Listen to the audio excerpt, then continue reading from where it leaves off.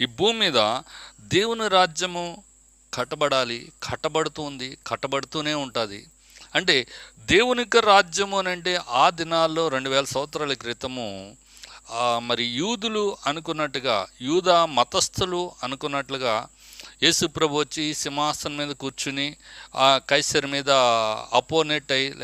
అపోనెంట్గా ఉంటూ కైసర్ని ఎదిరించి సింహాసనాన్ని లాక్కొని ఈయన కూర్చొని పరిపాలన చేస్తాడంటే కాదండి దేవుని రాజ్యం అంటే. దేవుడు మానవుల జీవితంలోనికి వచ్చి మానవుల జీవితంలో మరి ఆయన రాజుగా ఉండటానికి ఇష్టపడుతున్నాడు.